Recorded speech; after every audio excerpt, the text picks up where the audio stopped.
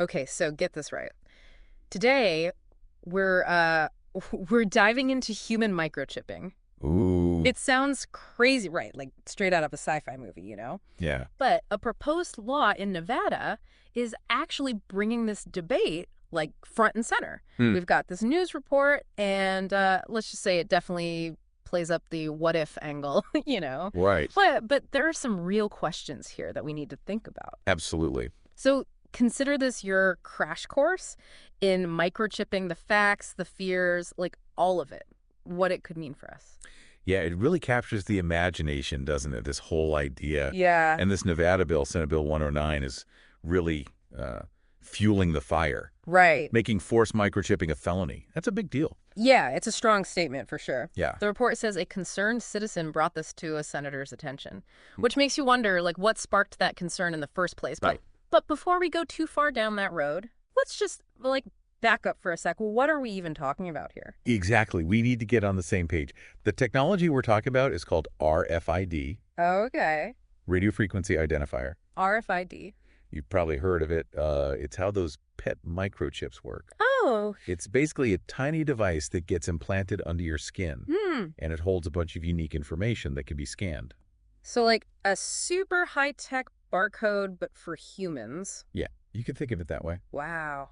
The report said these chips are already, like, out there available to buy. Mhm. Some companies even sell DIY kits for, like, $100. It's pretty wild. Yeah. Yeah. So, I mean, if this technology is already available, what are the good and bad things we need to consider? Okay, so imagine a world where you don't need keys anymore, or a wallet, not even an ID. Oh, wow. You could unlock your door, start your car, pay for groceries, all with like a wave of your hand. It does sound pretty convenient. Right. Yeah. And think about medical records instantly accessible in an emergency. Yeah. The potential for like life-saving applications is huge. Okay, so far, it sounds pretty futuristic, you know? Mhm. But what about the other side of it? Those concerns that Nevada citizen might have had, you know? That's where things get really interesting. Let's start with data. Okay. What kind of information would be on these chips, and who has access to it? Right, that's a good question. Could it be used to track your location, like 2147? What about security? Yeah. Could someone hack the system and steal your identity? Mhm. Or even manipulate the chip itself? We're not just talking about your credit card here. It could be your entire digital life.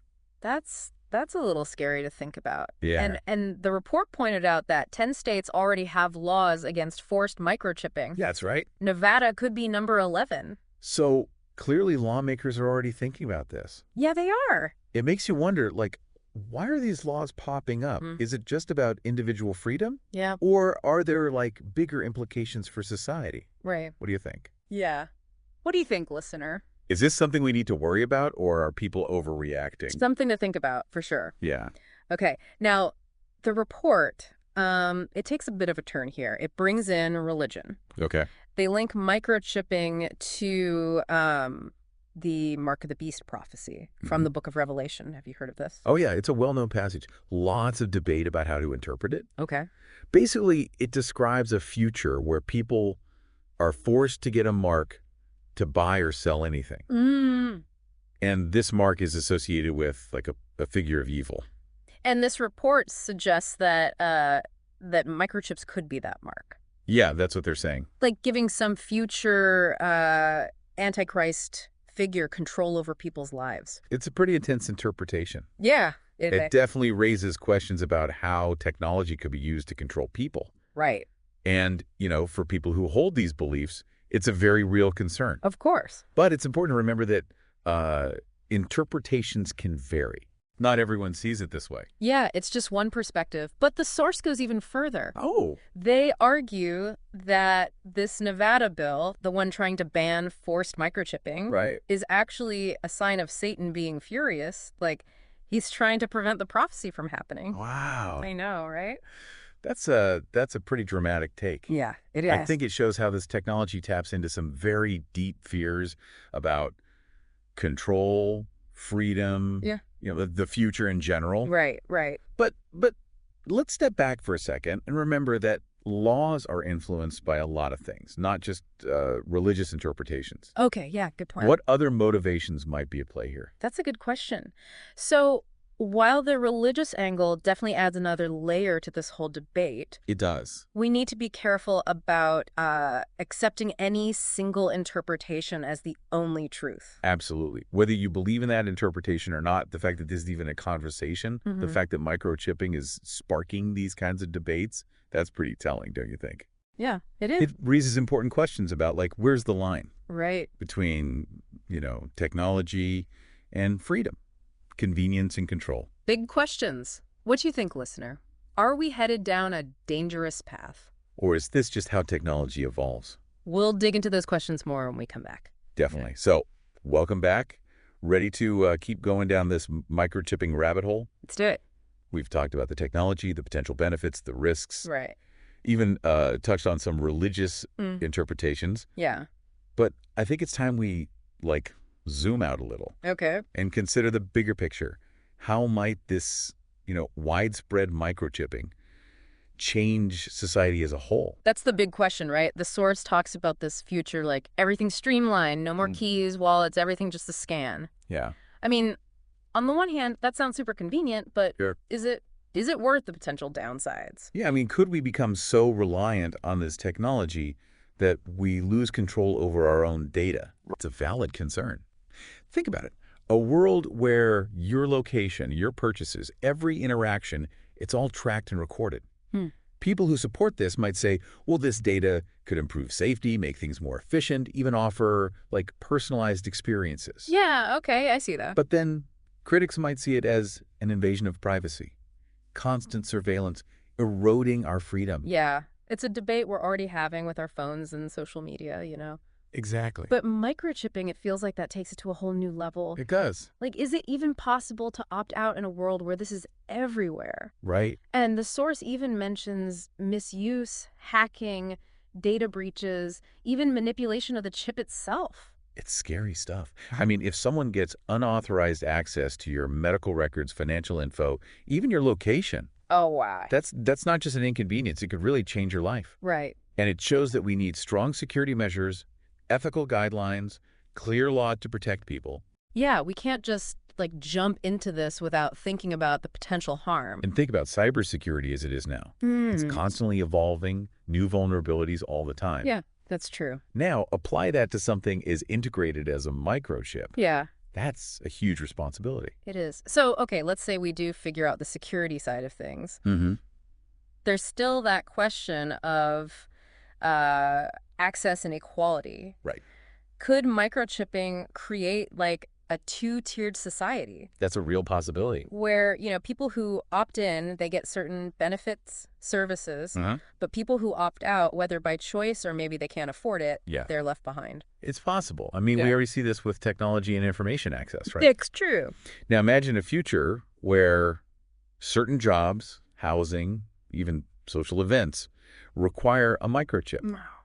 And people who can't or won't participate, they're at a disadvantage. It's like the digital divide, but amplified. Yeah, that's a good point. And then there's the whole question of choice, right? Right. Right. Should anyone feel pressured, even subtly, to adopt a technology they're not comfortable with? It's a tough one. Even if it's marketed as, beneficial or for the greater good. We see that with social media already. You're not forced to join, but you might feel left out. Exactly. It's this tricky balance between individual freedom and, societal pressure. Right. The source really focuses on forced microchipping, which, rightfully so, is criminalized in many places. Yeah. But what about those more subtle forms of pressure? Everyone's doing it. Right. That's why it's so important to talk about these things openly and honestly. Yeah, I agree. People need to make informed decisions without feeling like they're being pushed or judged. So it's not even just about the technology itself. It's about our values as a society. Exactly. Convenience over privacy, security over freedom of choice. Those are some big questions that this technology forces us to think about. It does. It's a fascinating and complex issue. It really is. We don't have all the answers, but I think having these conversations, they're crucial, I agree. for shaping a future where technology serves humanity. Right. Not the other way around. Okay, so back to that Nevada bill for a second. The source frames it as a victory against evil forces, a way to, stop that whole mark of the beast prophecy. Yeah. But let's put the religious interpretations aside for a moment. Okay. Just from a purely legislative perspective, what could be some of the real reasons behind this bill? I mean, it's a good question. Lawmakers, they respond to their constituents, right? Yeah. So it's possible there were genuine fears about forced microchipping, Uh-huh. maybe fueled by like real examples or just imagined scenarios. Okay. But even if those fears weren't, based on hard evidence, Yeah. they clearly meant something to people, enough to get lawmakers to do something. So even a hypothetical threat, it can have real-world consequences. It can. And I think it shows how powerful public perception is. Yeah. And the role that lawmakers play in addressing those concerns. Even if it's just like what ifs. Exactly. And it suggests that this idea of microchipping, even if it's voluntary, Right. it's already making people anxious, creating debate. Which, maybe that's a good thing. I think so, though. It means people are paying attention, asking questions, thinking critically Absolutely. about where we're going as a society. We're not just accepting this technology without, considering the consequences. That's right. But, we have focused a lot on the downsides. Yeah, it's true. We should acknowledge that the source does mention some potential benefits. Right, like increased convenience, Enhanced security. even improved medical care. Right. Are these valid points? Or do the risks outweigh them? It's complicated. It is. And I think the answer depends on individual perspectives, priorities. Mm-hmm. But there's no denying that microchipping could offer some real advantages, especially in healthcare. Okay, yeah. Like how? Well, imagine instant access to medical records in an emergency. Mm. Or doctors monitoring your vital signs remotely. Yeah, I see that. It could really change healthcare for the better. Okay, yeah, that's a compelling argument. In certain situations, maybe the benefits do outweigh the risks. Yeah. Especially if there are, strong safeguards in place to protect our privacy, prevent misuse. It's like any new technology, right? It is. It's a tool. And how we use it determines whether it helps us or hurts us. Exactly. We don't need to dismiss the good because of the bad. Right. We need to weigh the pros and cons. Think about the long-term implications. Yeah. Make informed decisions that align with our values. And that brings us back to the core question. Mm-hmm. What kind of future do we want to create with this technology? Mandatory and everywhere. Or a choice, carefully regulated and used ethically? That is the question. It's a big one. And while we don't have all the answers, Right. we do have the power to shape that future. We do. Through our choices, our actions, our voices. Demanding transparency, accountability, advocating for ethical guidelines and safeguards. That's how we make sure technology serves us, not the other way around. Exactly. It's not about being afraid of progress. It's about being aware, engaged, and proactive. Absolutely. And on that note, we'll be right back to wrap up this deep dive with some final thoughts. And a challenge for all of you listening. Stay tuned. Okay, so we're back. Last part of our microchipping deep dive. It's been a journey. It really has. We've talked about the benefits, the risks, all the ethical stuff, Right. even how some people are interpreting this religiously. Yeah, it's a lot to take in. It is. But I think that's kind of the point, right? It's not about finding easy answers. It's more about just having these conversations, challenging our assumptions. Right, and trying to understand this crazy world we live in, especially when it comes to tech that could change, literally change how we live. Absolutely. And this whole topic, it really shows how important critical thinking is, now more than ever, right? Yeah, I think so. We're constantly bombarded with information, opinions, all these different interpretations. It's easy to get caught up in it all and not really look at the facts. Yeah, and even with this source we've been looking at, it plays on those fears, uses really dramatic language, presents one very specific interpretation. Right, without giving us the whole picture. Yeah, exactly. So developing those critical thinking skills, that's so important. Absolutely. To question the information we're given, look for other viewpoints. Right, and evaluate the evidence, form our own opinions. Yeah, it's not always easy, but it's essential. It is. Okay, so as we wrap this up, I want to leave you with something to think about. Okay. If this technology, if it keeps getting more advanced, more integrated into our lives, healthcare, finances, our daily routines, what choices are we going to face? What ethical questions become even more important?